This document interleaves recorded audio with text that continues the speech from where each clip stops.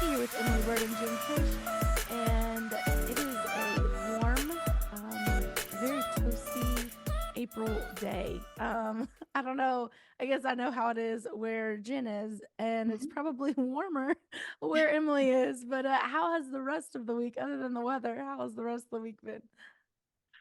Oh, it's good here. It's 91 as we speak. Oh, heck no. Yes. And I was like, it's April. Oh my goodness. But we have been outside and that's why I'm looking so lovely. um, I literally just ran in from outside to pop down and sit in front of this screen. I should have looked in a mirror first. Anyways, it doesn't matter. It's been a great week. It's been a busy week. Last week was Masters Week here, and that is crazy town. And so Augusta doubles in population from what I've read, and you know it. So, but if you don't go out in the first part of the morning or in the evening, in the middle of the day is doable because everybody's at Augusta National watching golf. So you have to really plan when you leave your house. But this week has gotten we're back into the normal swing of things. So, but it's fun. I like a different routine last week. That's fun. All the traffic. I don't think I could do it. Yes, it's a little crazy. It's just different. It's a whole different town. So, but it's exciting though. And Jason Berg got to attend his first Masters, and that was an experience. So it was fun. He loved it. That's So exciting. There was a guy from Chattanooga. Uh, he was a Baylor and UTC grad, representing down there. And really, I don't know who he was. I feel so terrible that I didn't know. But apparently, it was like all the people at our school were like, "This is so cool." I was like, "I don't watch oh, golf. I'm so sorry." Oh man, Jen, what about your week? How has it been?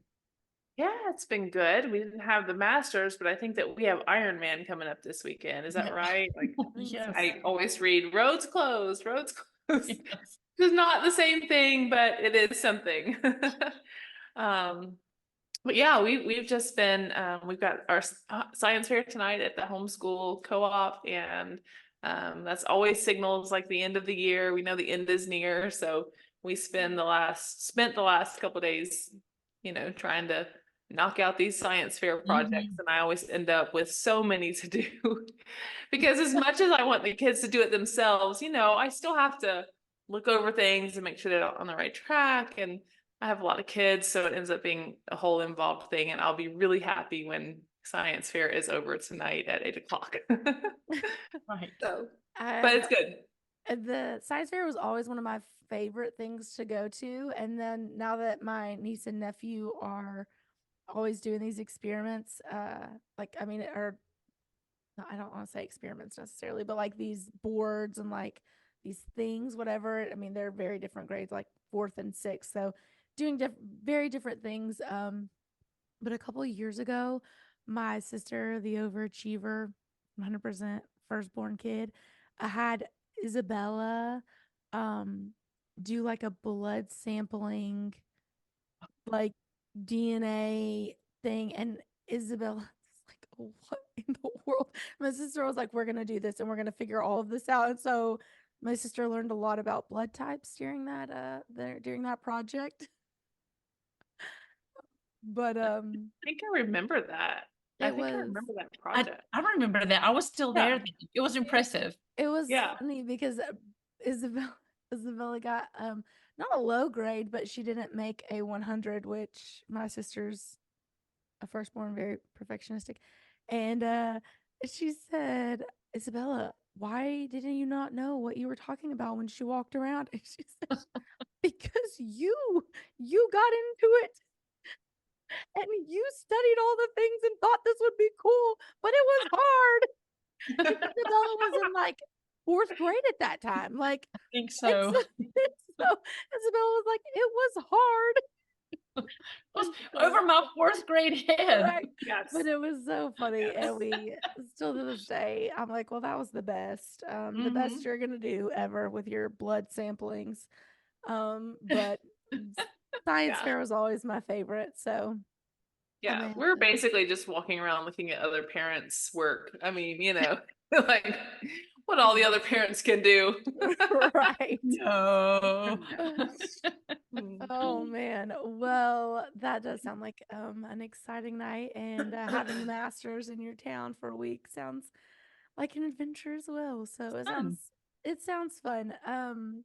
So today we're gonna kind of piggyback off of our conversation that we started last week, and I think that we probably could have gone on for hours and hours with conversations about communication and marriage and those kinds of things. And so, kind of piggybacking on something that Jen said about it, someone's going to be your husband's cheerleader, like make sure that it's you. And so I think that's important, obviously, very important in marriage, fundamental in marriage. So what does it look like to practically do that? Jen, I'm going to throw it to you since you spoke the statement that birthed this entire topic. But so for you, practically, what does that mean? What does it look like? How do we do that? Yeah, so a long time ago, I decided that I wanted to be a positive voice in my husband's head. I think when our husbands go, and look, let me preface this by saying, anytime I say this, I get blowback because women will say, well, he should do this for you, and but I'm not talking about what he should do, right? We're here talking to women about women, and I'm just sharing what I think we should be doing as women. Or what I feel God has called me to do.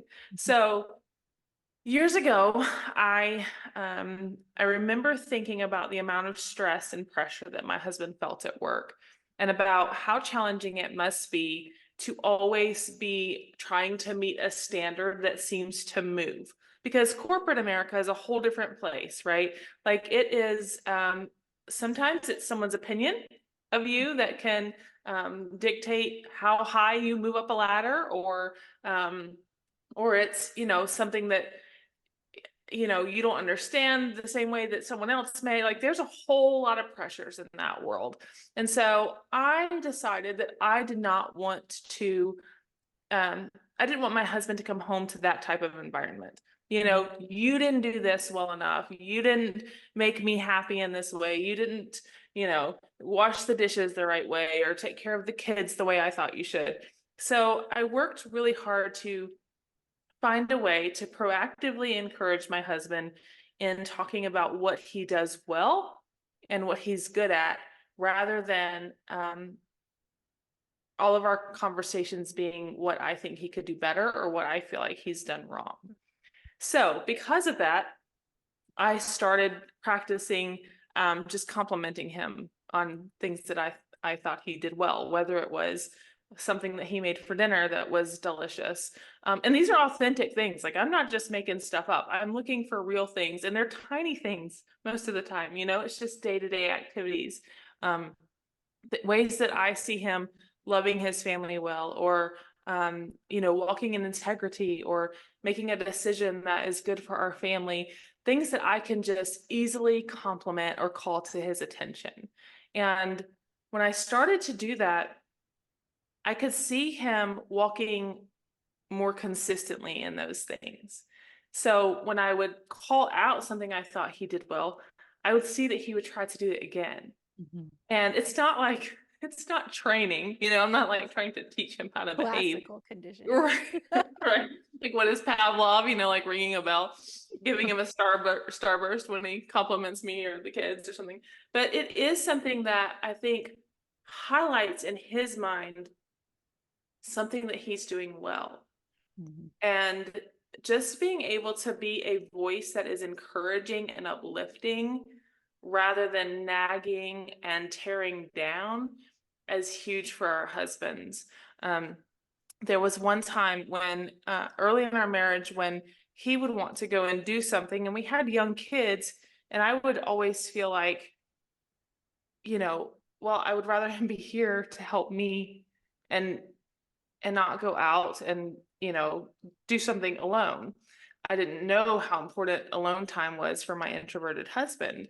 But what I did learn is that if I would give him some space to go off and do something that brought him a little bit of joy, like he likes to go out and shoot guns. So, you know, if he'd have an hour or two to do that, he would come back and be 100% invested in the house, rather than if I was like, no, I don't want you to go, I'd rather you be here. Then he's there, but he wants to be somewhere else, or he needs to be somewhere else just to get some refueling. And so he would be there, but it would be like, you know, a much more agitated situation. So I also learned to encourage him in his hobbies and things that he wanted to do, because he's a much better present father and husband when he's had time to refuel on his own. So I think it's important just to look for things, look for ways to encourage your husband to do things that bring him joy, to call out the things that you see that he does well.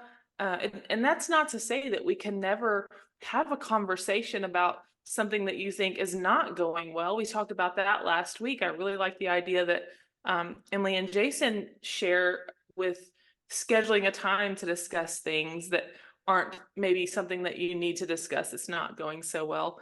But I think marriage is better when we live in the offensive rather than in the defensive.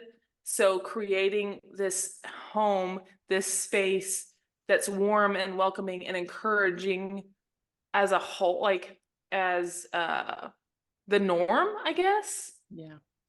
Then when there is a moment where I step into my naggy self, or, you know, that's not who I am, it's a moment in our house. Do you know what I'm saying? So if I create a different atmosphere than normal, you know, if it's often encouraging and uplifting, then we have moments of nagging and where I fall off, rather than an environment that is nagging and, you know, combative. Then, you know, so just creating an environment that is uplifting and encouraging is paramount. And I know the things that I know the things that are going to bug him if he walks in and things are out of order. I know that's going to bug him, and it's just the way his brain works. He doesn't function well if things are out of order. So I make it a point every day. I know what time he's going to walk through the door. He's going to come in at 5:26 p.m., you know? And so at 4:45, I'm like, okay, kids, you know, we got 45 minutes. That's not good math. It's not true, is it? It is right. 15, no. And at 41, anyway, you got a few minutes. Close enough. Like, let's put stuff away. Let's pick up the shoes that were kicked into the floor. Let's clear the counters. You know, like if dad wants to come in and start cooking something, if I haven't made dinner, he likes the counters clear. So that we just take a few minutes to prepare the house for him to walk in, so that when he comes in, it's a peaceful environment. Now, if I'm having a crazy day and I don't get that done, he doesn't come in and like, you know, get upset about it. He understands. But if the typical day goes as it should, then we have this atmosphere of consistently preparing for dad to come home. So I don't know. That's just a few things that I try to do practically to make this place a place my husband wants to be. Yeah. And I like that you use the word nagging, because I think a lot of times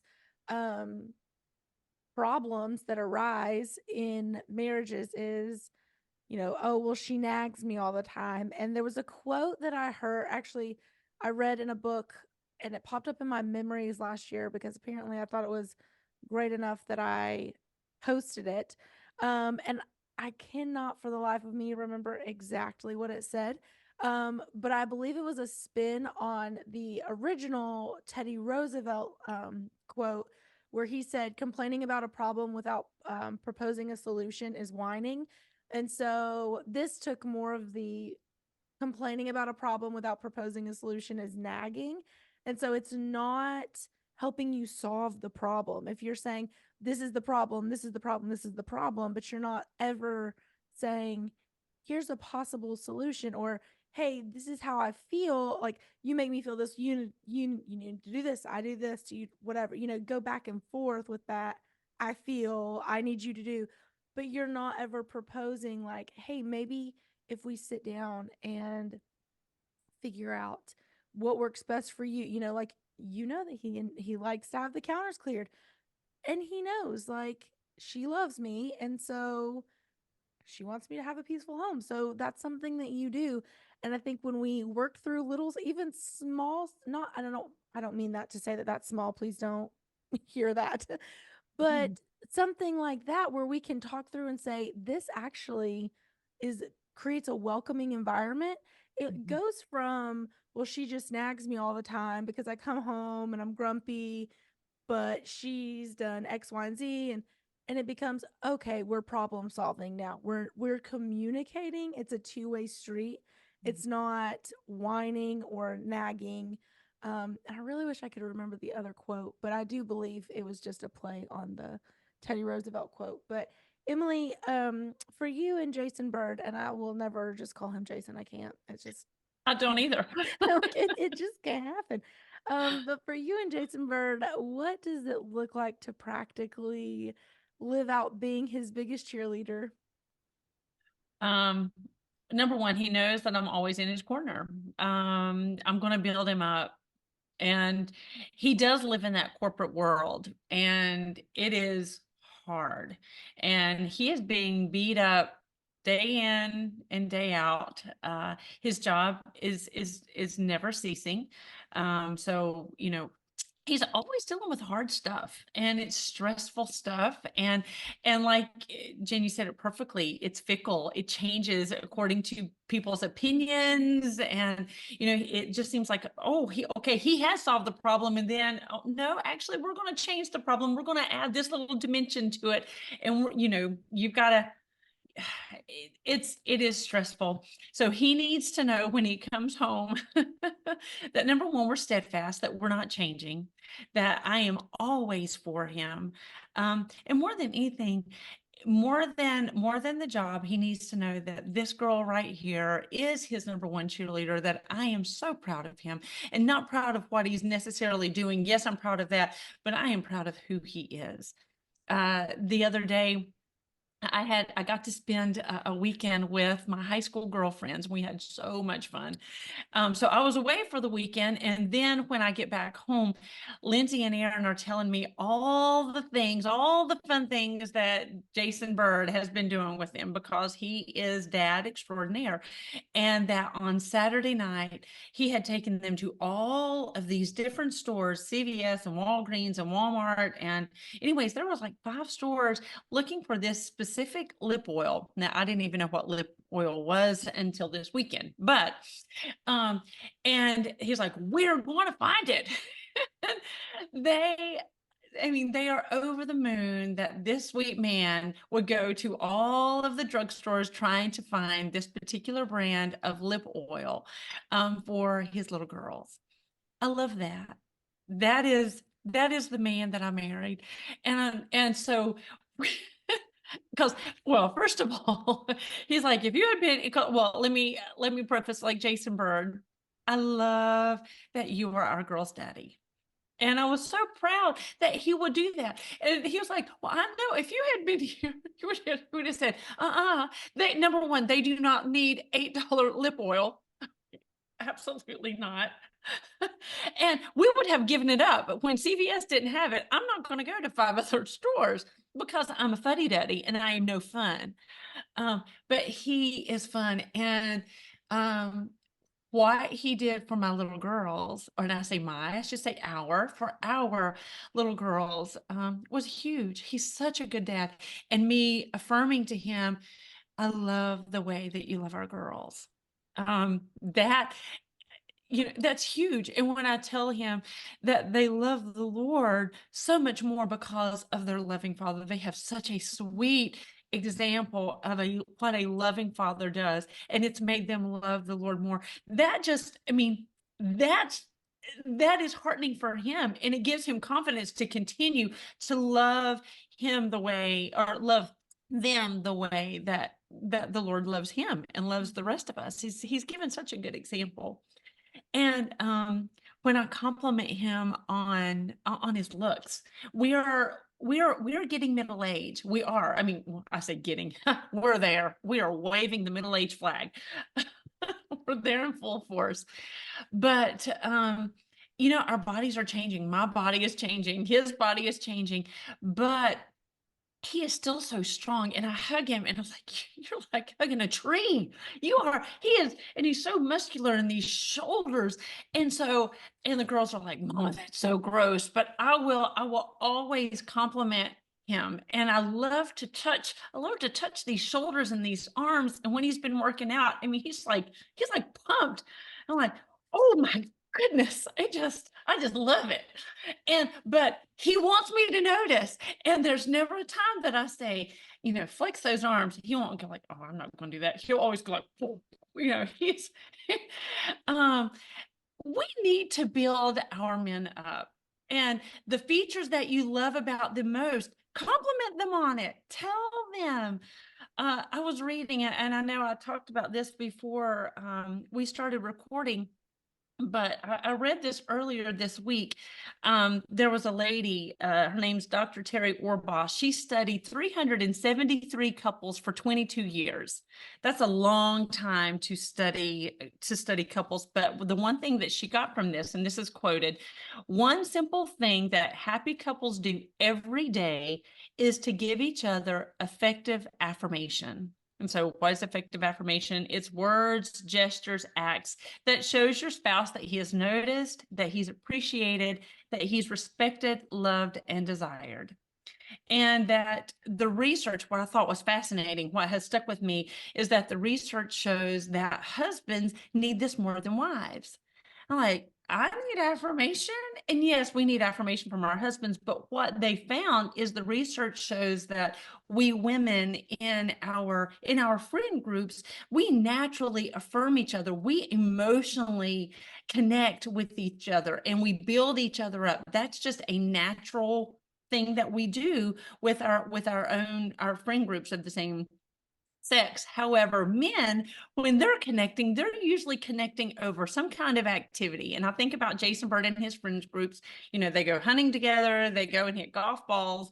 They're always doing something together. They don't just say, hey, let's sit and let's drink coffee and talk. They don't do that. So what they have discovered, though, is that we are the primary source of this affirmation for our husbands. So, ladies, we've got to be intentional that I am my husband's cheerleader. Not some other person, but it's me, and that he is receiving this affirmation from me. That has really rocked my world. And we've got to remember that if we quote Proverbs 18:21, the tongue has the power of life and death, and those who love it will eat of its fruit. I've got to make sure that I'm intentional in speaking life into my husband. It's easy for me to speak death. It's easy for me to stay in my humanness and speak exactly what immediately comes out of my mouth without any thought. Because usually, I shouldn't say usually, but often it may not be kind. I can easily gripe on all the things that I am frustrated with. But I have to be intentional to speak life and to open my eyes to see all the good things that Jason Bird is doing. And when I begin to look for those good things, I see them. I see them in droves, but I have to be intentional to look for it rather than, the stuff that he's not meeting. I could easily pick out those things that he's not meeting. But when I begin to look for the good things, they come out.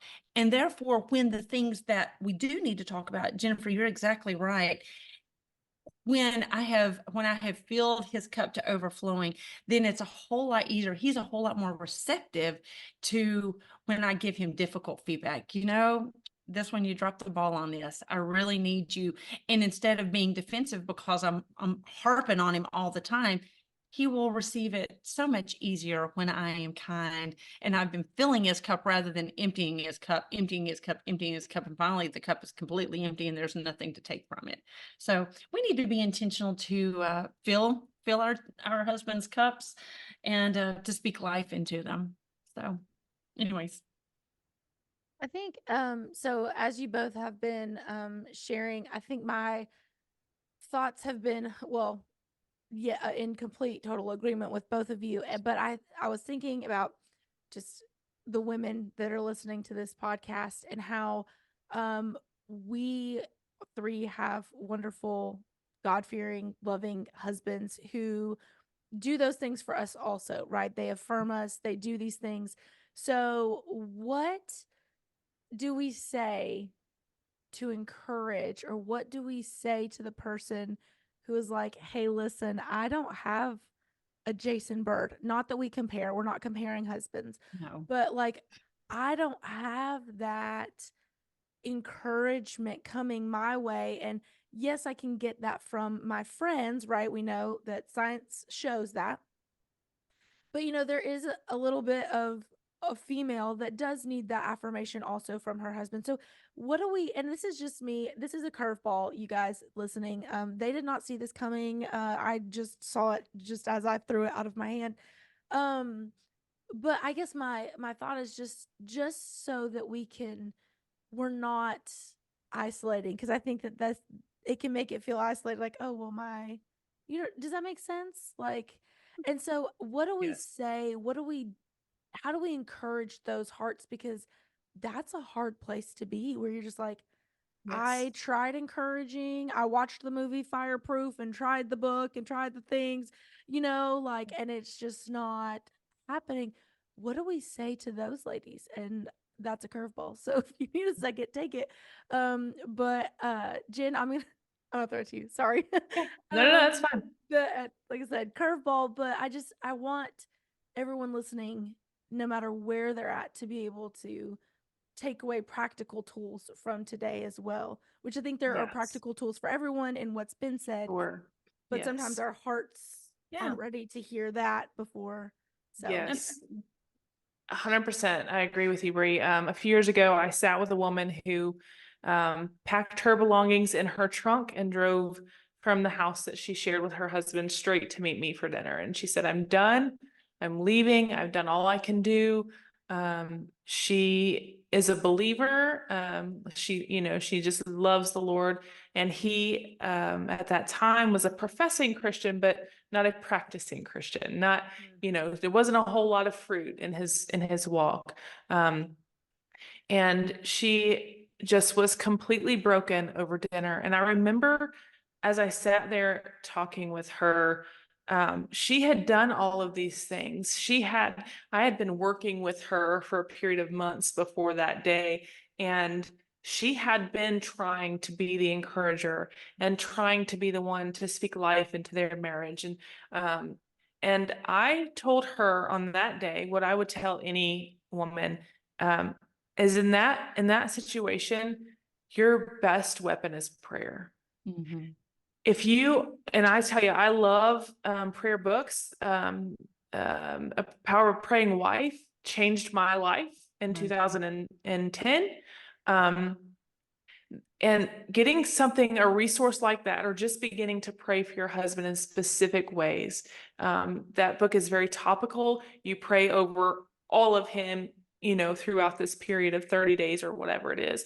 And that was life-changing for my marriage. And ultimately for my friend's marriage. She was able to walk through that book and pray for her husband, and to be able to continue to encourage. And they lived apart for a while. She didn't go right back home, but she was able to continue to encourage him and to speak.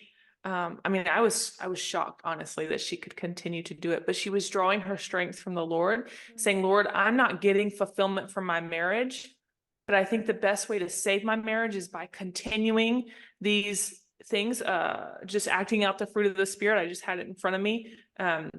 Goodness, kindness, gentleness, faithfulness, self-control, all of those things, acting out, walking in the Spirit and not in the flesh. As I try to relate to my husband, he is not giving me any of that back. So Lord, I need you to fill this empty cup while I'm waiting for him to respond. And hopefully he will. Hopefully it will be a quick, it's often not, unfortunately, but while you're waiting on your husband to return, I think what we have to do is do what God has called us to do. Now, if we're talking about, an abusive situation or something, this is not that. Like this, this is not that. But if it's a healthy marriage, just where you're dealing maybe with a non-believer, or a man that is just distracted and not able to encourage you right now or speak the way you speak to him back to you, I think the only thing you can do with that is submit it to the Lord in prayer, because you can't change him. And that's not really what we're called to do. Right? So we're pursuing Christ. This is what Christ asks of me, to walk in the Spirit. And these are the ways that he expects me to act.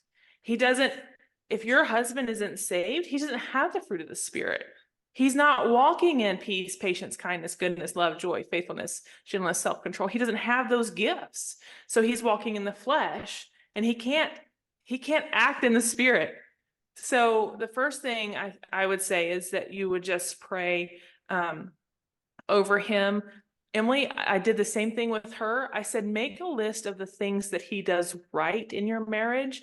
Find the good, because we do get in this rut where we see the bad and we're looking for the bad and we're highlighting the bad. And if you can switch your perspective and find the good, then you'll see it. Like Emily said, it really is true that you will begin to see more and more good. And I think that you still speak to the good, you still encourage the good. And practically, you just lean into the Lord to fill your cup, because it is, I know it's like asking someone to do something impossible, to continue to walk in self-control and love, joy, peace, patience, when you're not getting that back.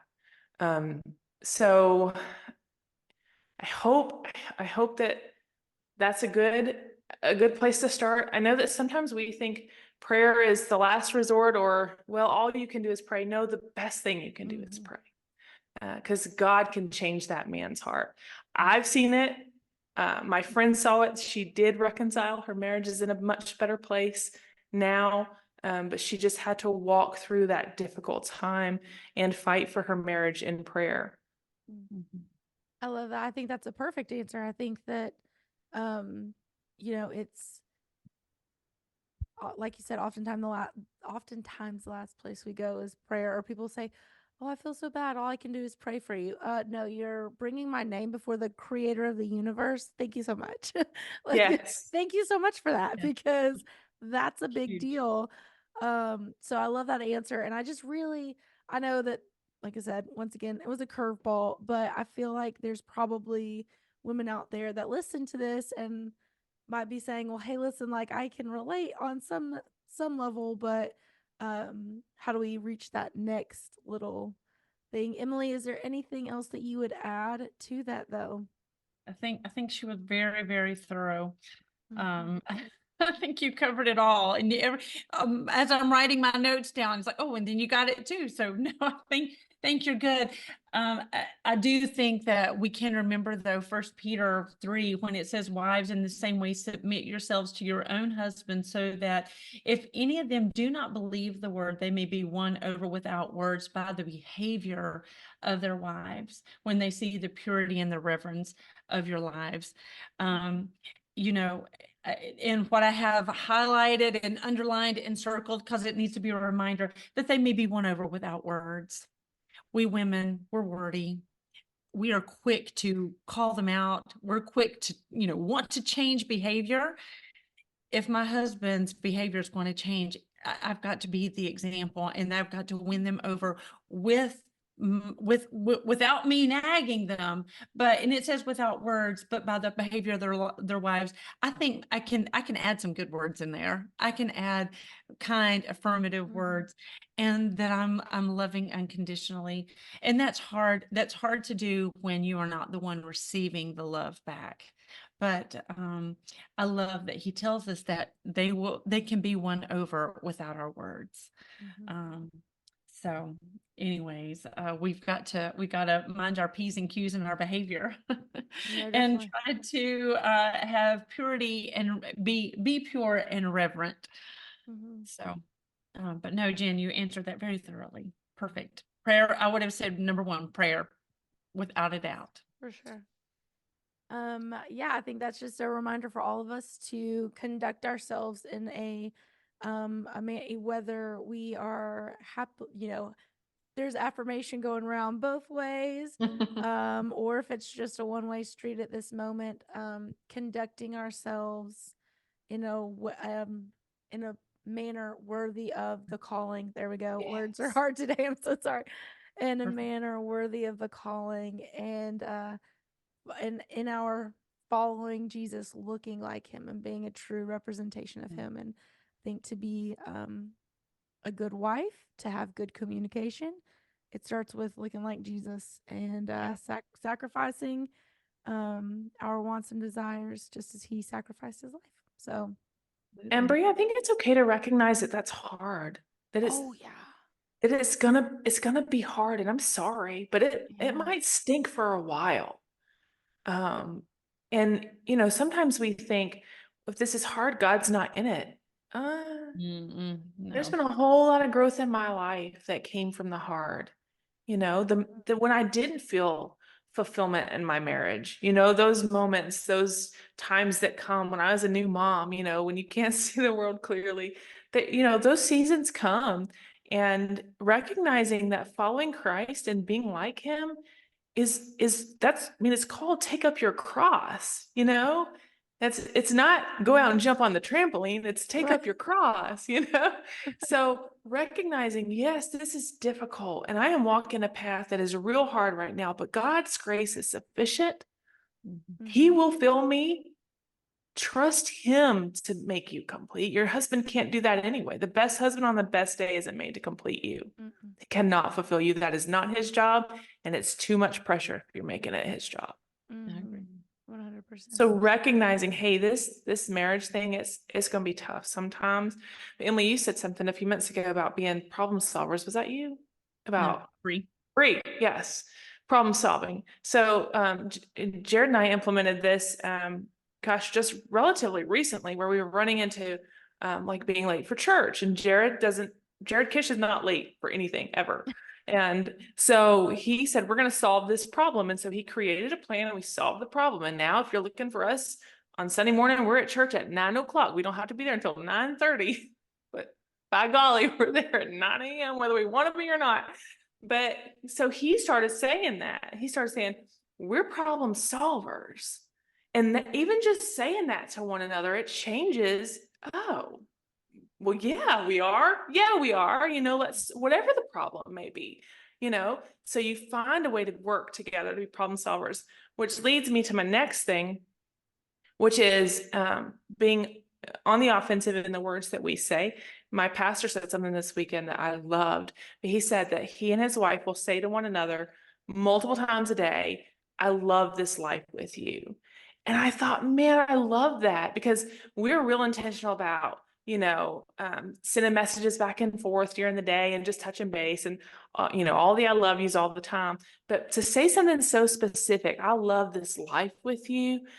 And maybe those aren't your words. I told Jared over lunch on Sunday, I was like, we need something like I don't want it to be exactly that, because I feel like that's theirs, but y'all can have it. You can steal it. You know, something like that, that just reminds you, heck yeah, I love this life with you. I love what we're building. I love what God is allowing us to do. And you know, we have another phrase that we say, we're all in. I'm 100% focused on you.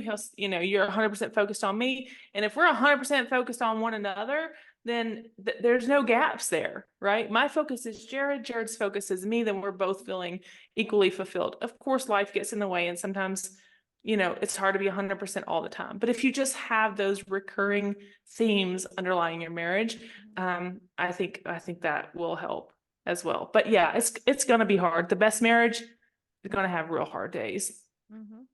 Most definitely, two sinners coming together, trying to be a picture of the way that Christ loves the church. And I was in a study the other day, and I was just thinking, like, sometimes in marriage we love one another the way that the church loves Christ, not the way that Christ loved the church. We're like, oh well, you're an option when I feel like it, you know. But yeah, no, definitely, I like that. And Joseph has over the past few years, Joseph has started just randomly, he's like, I just love doing life with you. And I'm like, he's like, or don't we have a great life? I'm like, and it's usually, you know, when nothing crazy is even happening. I'm like, we're not on the beach. We're just driving down the road in the car. And I'm like, nothing even fun's happening. Like, we got to go pay bills and stuff. But it's a really sweet little thing that he started saying. So, I love that. oh goodness. So, well, ladies, I have thoroughly enjoyed getting to talk with you guys today. And I just know that everyone listening, because of the Holy Spirit, is going to also gain something from this today. And if you have not yet followed us, you can follow us on Facebook and on YouTube. If you look on YouTube, you can find our videos. We had a little issue with a video a few weeks ago. That's on me. That's on me and my computer. But Joseph the Wiz fixed it, I guess, and here we are. But you can follow us on YouTube and get updated updates whenever we post a new video. Follow us on Facebook and you'll get updates regularly as well. So, all right, well, we will talk to you guys in a couple weeks.